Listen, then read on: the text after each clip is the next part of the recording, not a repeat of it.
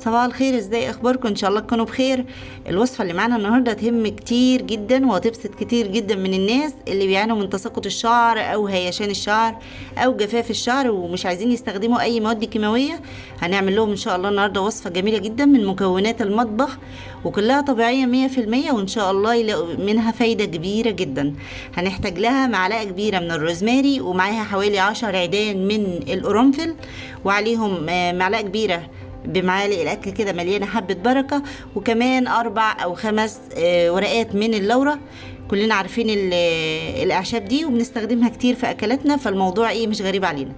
هناخد بقى الروزماري وهنحط عليه حبه البركه، وهنحط عليه ورق اللورة وعيدان القرنفل، وبعدين نحط عليهم كوبايتين من الميه بمج شاي، يعني نملى كوبايتين من الحنفيه ونحطهم على الاعشاب دي، وبعد كده نسيبهم يغلوا على النار حوالي 5 دقايق. يعني نستنى عليهم مع بدايه الغليان، نعد لهم حوالي 5 دقايق لحد ما يغلي ويتركز المحلول بتاعهم، وتنزل كل خلاصه الاعشاب دي في الميه، كل الزيوت اللي فيهم، كل المواد العطريه والطبيه الموجوده في المكونات دي. هنطفي عليها وبعد كده نستنى عليها لما تبرد تماما، وبعد كده نصفيها بشاشة او بمصفى ضيقة جدا عشان نتخلص من اي اجزاء صلبة، ويتبقى معانا بس المحلول الجميل ده هو اللي فيه خلاصة الاعشاب الرائعة دي. وكده يبقى احنا جهزنا محلول رائع للشعر، ريحته جميله جدا ومكوناته بسيطه وسهله، مش غريبه علينا. انا حطيت له نص معلقه من الموارد بس علشان تعلي الريحه بتاعته، هو ريحته اوريدي جميله لكن انا عايزه اعلي الريحه بتاعته اكتر، فضفت له نص معلقه موارد، ممكن تستغنوا عنها مش اساسي يعني.